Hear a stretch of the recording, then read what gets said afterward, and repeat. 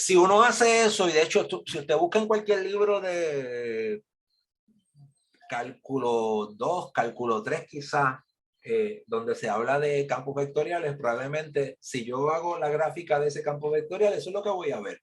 ¿Okay? Es como, si se fijan, son como unas estructuras, como unos nódulos, lo que se está formando ahí. Cada uno de esos es la trayectoria que hace, no sé, 5.000 partículas que se lanzaron ahí. Y obviamente la partícula cae y ¡pap! Se la lleva el campo vectorial, se la lleva en cualquier dirección o la pone a moverse en círculos, ese tipo de cosas. ¿Okay? Así que yo lo que hice es que usé eso de base para como que decir, bueno, vamos a ver cómo podemos usar esto para hacer algo que sea visualmente, que tenga algún tipo de estética artística visual. ¿Okay? Y de ahí entonces, pues obviamente lo primero que uno diría, bueno, pues vamos a empezar, en vez de estar utilizando blanco y negro, vamos a ponerle colores. Y posiblemente sería interesante también ver cómo es que se están moviendo las partículas. Así que este es un primer ejercicio que yo hice. Eso no hace tanto tiempo, el año pasado. Y para mí que esto lo hice hace muchos años, pero realmente lo hice el año pasado. Esa pieza se llama Partículas en campo vectorial. Ahí tienen el QR code. Si quieren apuntarlo con el celular, pueden darle a apuntarlo y te va a llevar a una página donde vas a ver vas a ver la animación de lo que estás viendo ahí. Obviamente ahí lo estoy postando de forma estática, porque en el pasado he tratado de salir de la presentación y volver, y es mucho más fácil, yo creo que si tienes la posibilidad de entrar a ese QR code y ver lo que les sale. ¿Okay? Así que nada, evidentemente entre esto y esto es mucho más interesante. Ahí seleccioné, predefiní una tabla de colores, cada partícula tiene su color, etcétera, etcétera.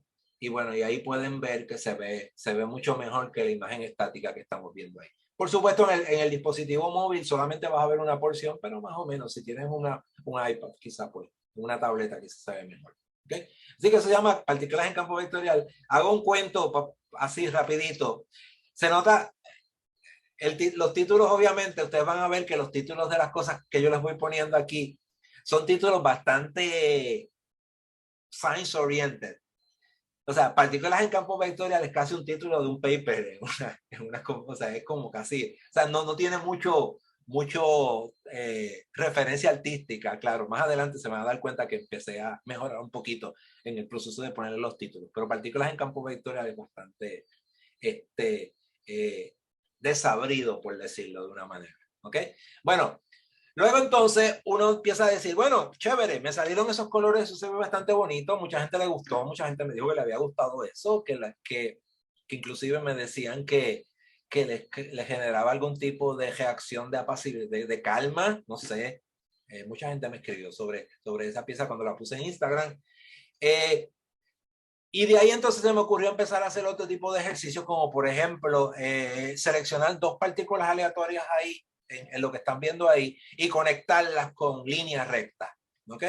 Entonces, pues ahí empezaron a aparecer cosas. Ese es exactamente el mismo campo vectorial. Lo único que hice fue que a las partículas seleccioné dos partículas aleatoriamente y las conecté. Y según las partículas se van moviendo, se mantienen. Es como si fueran parejitas, como si fueran hermanas, ¿no? Partículas hermanas. Pa, pa, pa, pa. Y obviamente el proceso claro, le añadí elementos de transparencia, la paleta de colores es la misma, pero entonces ya empieza a aparecerse algo también más interesante. Se pueden notar algunos de esos nódulos que veían originalmente. Y en esta ocasión, pues, le puse un título un poquito más artístico, le puse caleidoscopio, porque el efecto cuando usted ve la animación se van a dar cuenta que es como una especie de caleidoscopio, que es un juguetito que uno podía darle vueltas y veía los colores como iban cambiando. ¿Okay? Así que ese es un derivado del mismo campo vectorial. Caleidoscopio 3 es básicamente lo mismo, le hice algunos ajustes, quizás les hice algunos ajustes a los coeficientes, pero ya ahí eso tiene un elemento un poquito más, más efecto de transparencia, y pues obviamente el hecho de que cambié la tabla de colores, pues la paleta de colores, pues hace una gran diferencia también. Se llama Caleidoscopio 3, obviamente Caleidoscopio 2 no se los muestro porque obviamente fue un desastre. Como suele ocurrir, uno siempre enseña los que salen bien, los que no salen mal, uno los pone. Ese es Caleidoscopio 3. Luego Tráfico 2 es jugué un poco con los coeficientes y lo que hice fue que empecé a jugar con los vectores y empecé a decirle a los vectores que los vectores fueran preferencialmente el movimiento fuera preferencialmente horizontal y que no hubiera tanto movimiento vertical. Y de esa manera, pues, de hecho, ese es uno de los que, si lo ven, si ven la animación, es una animación bastante, pienso yo que es bastante interesante. Muchas de estas cosas, el producto final a veces está chévere, pero a lo mejor el proceso como llegamos a ese producto final es a veces también interesante. Así que se llama Tráfico 2, que es otra pieza derivada del mismo campo vectorial, y lo que hice fue un poquito, jugar un poquito con la formulita que les mostré hace un rato. Este es otro, patrones dinámicos, no. Y esta, partículas de pintura, es 2020, bueno, esta la hice antes de la otra, curiosamente. La puse en orden, el orden cronológico, no lo puse exactamente en orden cronológico. Esa es una de hecho, creo que esta fue la primera. De hecho, yo creo que yo hice antes, quizás antes, después de hacer esto, fue que hice esto. ¿Ok? Y bueno, esas partículas de pintura, pues, es del 2000, del año antepasado. Y nada, sencillamente creo que ahí lo que hice fue que empecé a darle como estructuras más granulares a las partículas, le cambié los tamaños y bueno, y tiene un efecto distinto. ¿Ok? Aprovecho para hablarles de esa pieza porque esa pieza en particular fue hoy mismo, hoy, si usted va a un centro de arte que hay en Southampton, en Nueva York, se está exhibiendo esa, precisamente una copia de esa, obviamente un print de esto. Pero para llegar ahí, para hacerles esa historia de cómo llegó eso allá, les tengo que hablar de este individuo que es Colin Goldberg, es el fundador de un poco movimiento del que me ha hecho, en cierto sentido, me ha hecho parte en los últimos años. Colin Goldberg es un artista de Nueva York.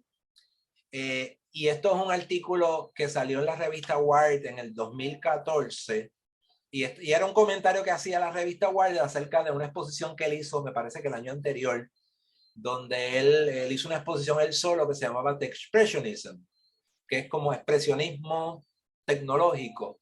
Y el título del artículo en Wired es bien interesante, se llama Si Picasso hubiese tenido una MacBook Pro. Y entonces, pues él habla un poquito sobre un poco esta idea que él tenía de que el movimiento artístico, tratar de mover que el arte se moviera más al uso de la tecnología. Y bueno, y de aquí él surge el término de Tech Expressionist, que él fue un poco el fundador, que es un movimiento artístico que utiliza tecnología para expresar la experiencia emocional, la experiencia subjetiva. Y él, bueno, un poco esto fue quizás hace menos de 8 años atrás, ¿ok? Bueno,